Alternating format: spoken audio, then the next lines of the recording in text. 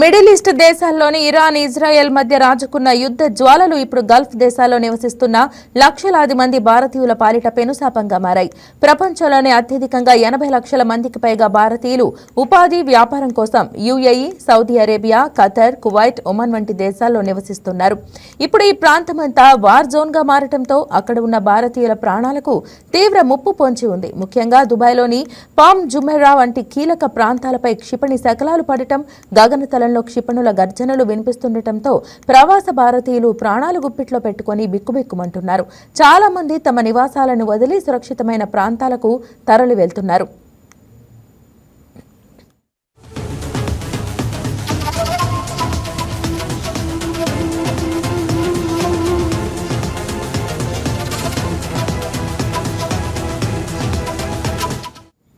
ఇక యుద్ధం కారణంగా అంతర్జాతీయ విమానయాన రంగం పూర్తిగా స్తంభించిపోయింది.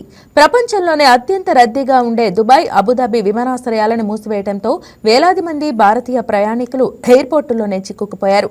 కేవలం పర్యాటకులు మాత్రమే కాకుండా అత్యవసర పనులపై భారత్కు రావాల్సిన వారు, సెలవులకు వెళ్లాలనుకున్న కార్మికులు దిక్కుతోచని స్థితిలో ఉన్నారు.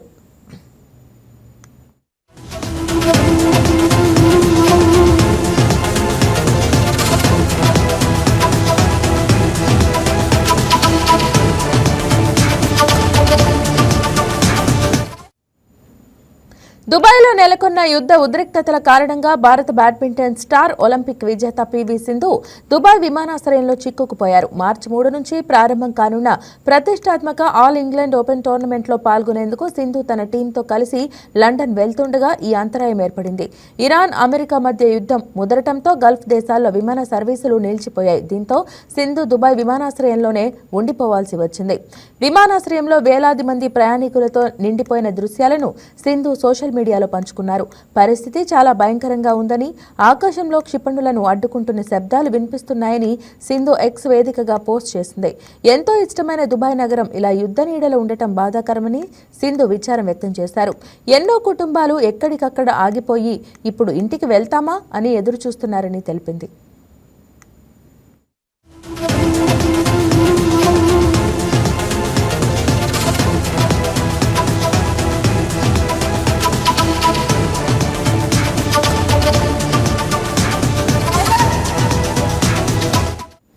మరోవైపు నటి సోనాల్ చౌహాన్ కూడా దుబాయ్లో చిక్కుకున్నారు. తనను భారత్కు చేర్చాలని ప్రధాని మోడీకి విజ్ఞప్తి చేశారు. ఈ మేరకు సోషల్ మీడియాలో పోస్ట్ పెట్టారు. విమాన సర్వీసులు రద్దయ్యాయని, భారత్కు తిరిగి వచ్చేందుకు సరైన మార్గం లేదని ఎక్స్లో సోనాల్ చౌహాన్ పోస్ట్ పెట్టారు. తనను సురక్షితంగా ఇంటికి తిరిగి రప్పించేందుకు చర్యలు తీసుకోవాలని ప్రధానిని సోనాల్ చౌహాన్ కోరారు. విమాన సర్వీసులు రద్దు కావటమే కాకుండా యుద్ధం కారణంగా విమాన ప్రయాణ మార్గాలను మార్చాల్సి రావడంతో టికెట్ ధరలు కూడా ఆకాశాన్ని తాకుతున్నాయి. దీనికి తోడు యుద్ధం సుదీర్ఘకాలం కొనసాగితే గల్ఫ్ దేశాల ఆర్థిక వ్యవస్థ దెబ్బతిని అక్కడ పనిచేస్తున్న లక్షలాది మంది భారతీయులు తమ ఉద్యోగాలను కోల్పోయే ప్రమాదం కూడా పొంచి ఉంది.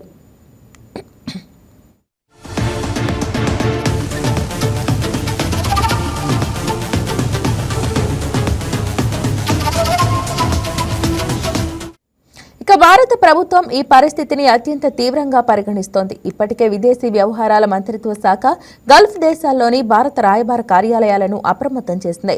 24/7 పనిచేసే హెల్ప్ లైన్ నెంబర్లను ఏర్పాటు చేసి భారతీయులందరినీ నిరంతరం సంప్రదింపుల్లో ఉండాలని సూచించింది. ఒకవేళ పరిస్థితి మరింత విషమిస్తే గతంలో ఉక్రెయిన్ మరియు సుడాన్ వంటి భారతీయులను తరలించినట్లుగానే భారీ ఎత్తున మెగా ఎవాక్యుయేషన్ చేపట్టేందుకు భారత నౌకాదళం, వైమానిక దళం సిద్ధంగా ఉన్నాయి. ఈ గల్ఫ్ దేశాల నుంచి వచ్చే రెమిటెన్స్ భారత ఆర్థిక వ్యవస్థకు వెన్నెముక వంటిది. కాబట్టి అక్కడి భారతీయుల రక్షణ, వారి ఉపాధి ప్రస్తుతం దేశానికి అత్యంత ప్రాధాన్యత కలిగిన అంశంగా మారింది.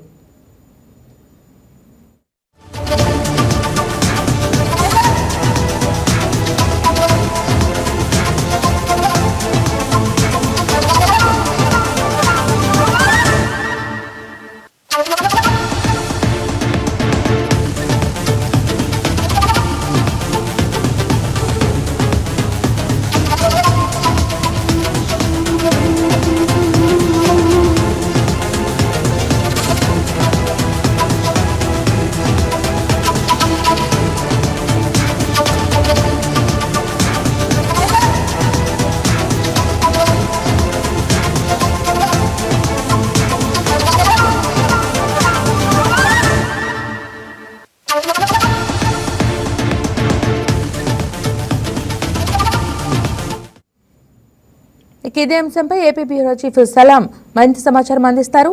సలాం, చెప్పండి, మరి ప్రవాసాంధ్రులు అంటే దుబాయ్, గల్ఫ్ దేశాల్లో ఉన్న భారతీయుల పరిస్థితి ఏంటి? దీనిపై కేంద్రం ఏ విధంగా చర్యలు తీసుకోబోతుంది?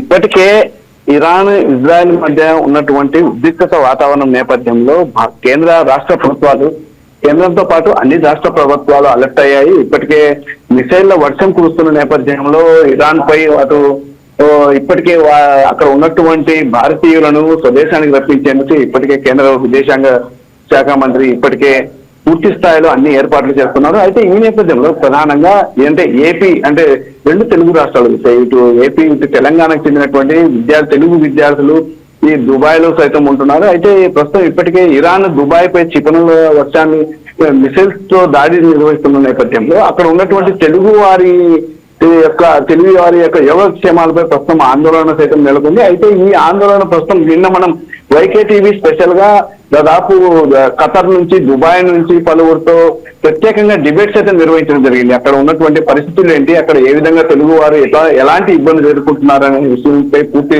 స్థాయిలో వైకే టీవీ ప్రత్యేకంగా స్పెషల్ డిబేట్ ద్వారా వివరాలను ఆరా తీయడం జరిగింది. అయితే నిన్న మన వైకే టీవీ నిర్వహించినటువంటి డిబేట్ లో దుబాయ్ నుంచి, అదేవిధంగా ఖతర్ నుంచి, బహ్రెయిన్ నుంచి తెలుగు వారందరూ పాల్గొన్నారు. ఆ పాల్గొన్న సందర్భంగా వారు మాట్లాడుతూ అయితే బహ్రెయిన్ లో కాస్త ఉద్రిక్తత వాతావరణం ఉంది. ఈ నేపథ్యంలో తెలుగు వారందరినీ ఇప్పటికే స్థానిక ప్రభుత్వంతో పాటు ఏపీ ప్రభుత్వం ఇప్పటికే పూర్తి స్థాయిలో అప్రమత్తం చేసిందని చెప్పేసి తెలుపడం జరిగింది. అంతే స్థాయిలో నెక్స్ట్ అదేవిధంగా దుబాయ్ లో ఉన్నటువంటి తెలుగు వారు సైతం దుబాయ్ లో ఉన్నటువంటి తెలుగు వారు సైతం మనకు వైకే టీవీ నిర్వహించినటువంటి స్పెషల్ డిబేట్ లో పాల్గొని వారు కూడా అభిప్రాయం వ్యక్తం చేశారు.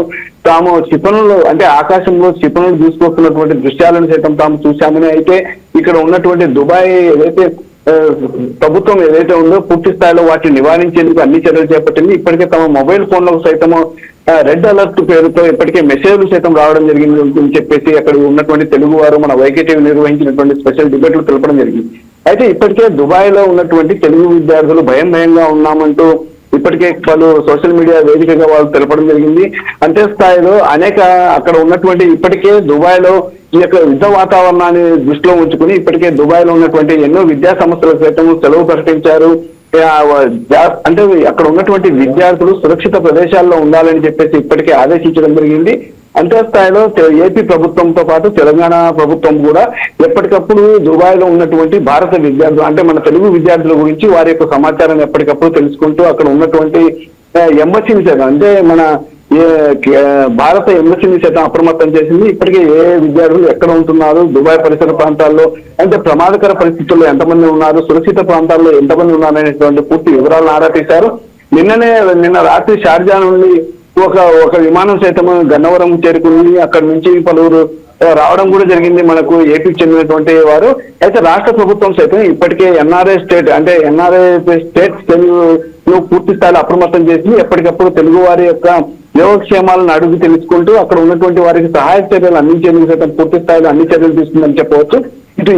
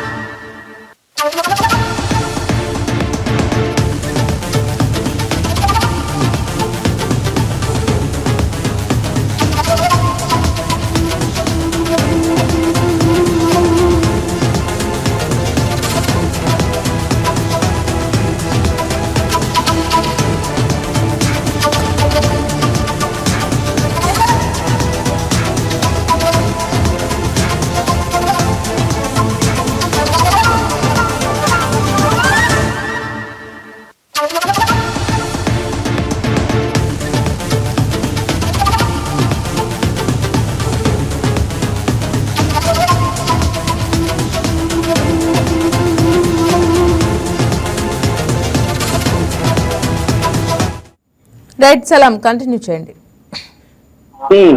అయితే ఇప్పటికే ఇటు తెలుగు రాష్ట్రాల ముఖ్యమంత్రులు, ఇటు ఏపీ ముఖ్యమంత్రి సీఎం చంద్రబాబు నాయుడు, అదేవిధంగా తెలంగాణ ముఖ్యమంత్రి సీఎం రేవంత్ రెడ్డి సైతం ఎప్పటికప్పుడు అక్కడ ఉన్నటువంటి పరిస్థితులను తెలుసుకుంటూ ఎట్టి పరిస్థితుల్లో అక్కడ ఉన్నటువంటి అక్కడ ఉన్నటువంటి తెలుగు విద్యార్థులను సురక్షితంగా చేర్చాలని చెప్పేసి ఇప్పటికే అన్ని ఆదేశాలను అక్కడ ఉన్నటువంటి అధికారులకు సైతం ఆదేశాలు ఇస్తారు. అదేవిధంగా కేంద్ర ప్రభుత్వంతో ఎప్పటికప్పుడు ఏపీ ప్రభుత్వం, తెలంగాణ ప్రభుత్వం ఎప్పటికప్పుడు సమీక్షిస్తూ అక్కడ ఉన్నటువంటి వారిని సురక్షితంగా తరలించేందుకు అన్ని చర్యలు చేపట్టిందని చెప్పవచ్చు. అయితే ఇప్పుడు తాజాగా మనకు అందినటువంటి సమాచారం ఏమిటంటే నటి సోనాల్ చౌహాన్ సైతము దుబాయ్ లో తాను చిక్కుకున్నట్టు తనను భారత్ కు చేర్చాలని సైతం ప్రధాని మోదీకి విజ్ఞప్తి చేశారు.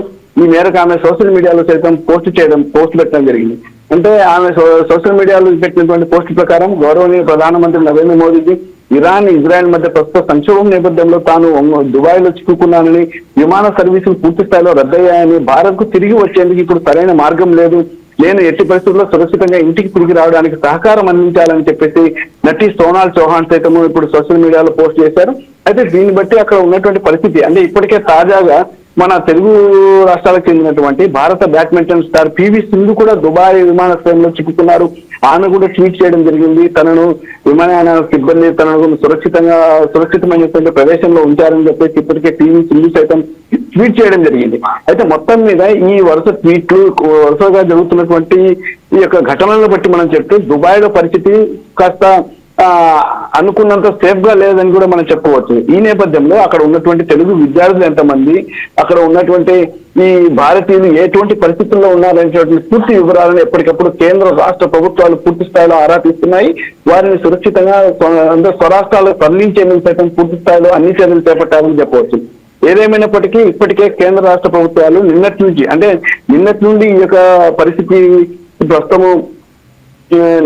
ప్రస్తుతం ఈ పరిస్థితి ఉంది కాబట్టి, అంటే ఇరాన్ కి ఇజ్రాయెల్ మధ్య ఉద్రిక్తత వాతావరణం ఏర్పడిన సమయం నుండి ఇరాన్ దుబాయ్ పై క్షిపణులతో దాడులకు పాల్పడుతున్నటువంటి విషయం మనకు తెలిసిందే.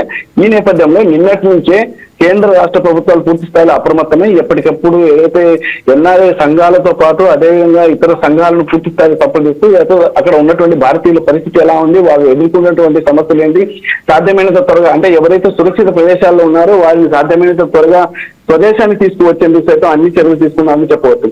తాజాగా పివి సింధు సైతము గంటకు భయానకంగా ఇక్కడ పరిస్థితులు ఉన్నాయి. కొన్ని గంటల క్రితం విమానాశ్రయంలో తాను చిక్కుకున్నాను, ఈ విమానాశ్రయంలో ఎక్కడైతే నేను ఉన్నానో ఆ ప్రదేశాన్ని దగ్గరగా పేలుడు సంభవించింది, పెద్ద ఎత్తున పొగ వ్యాపించింది, నా కోచ్తో సహా అందరం భయంతో అక్కడి నుంచి పరుగులు తీశామంటూ ఆమె ట్వీట్ చేయడం జరిగింది. అంటే దీన్ని బట్టి దుబాయ్ లో పరిస్థితులు కాస్త ఉద్రిక్తత వాతావరణం నెలకొన్నాయి. అంటే నిన్న మనం వైకేటీవీ నిర్వహించినటువంటి డిబేట్ లో సైతము దుబాయ్ నుండి, ఖతర్ నుండి పాల్గొన్నటువంటి ఆ ఎన్ఆర్ఐ సైతం అదే పనిగా తెలపడం జరిగింది. అంటే ప్రస్తుతానికి పరిస్థితి సర్దుమణిగిన రాత్రికి రేపటికి పరిస్థితి ఉద్రిక్తంగా తయారయ్యేటటువంటి పరిస్థితి ఉందని చెప్పేసి రాత్రి డిబేట్ లో సైతం తెలపడం జరిగింది. అదే రీతిలో ఇప్పుడు ప్రస్తుతము ఇరాన్ క్షిపణులతో దాడులు చేస్తున్నటువంటి నేపథ్యంలో ఈ ఉద్రిక్తత వాతావరణం నేపథ్యంలో అక్కడ ఉన్నటువంటి తెలుగు విద్యార్థులను సురక్షితంగా ఏపీ అండ్ తెలంగాణ రాష్ట్రాలకు తరలించేందుకు అన్ని ప్రభుత్వాలు అన్ని చర్యలు తీసుకుంటున్నాయి. అయితే ఎవరు కానీ ఆందోళన చెందకుండా అన్ని శాఖల అధికారులు ఎప్పటికప్పుడు అక్కడ ఉన్నటువంటి తెలుగు విద్యార్థుల సమాచారాన్ని ఎప్పటికప్పుడు తెలుసుకుంటూ వారిని రాష్ట్రానికి తరలించేందుకు చర్యలు తీసుకున్నారని మనం చెప్పవచ్చు. రైట్ సలాం, థ్యాంక్ యూ.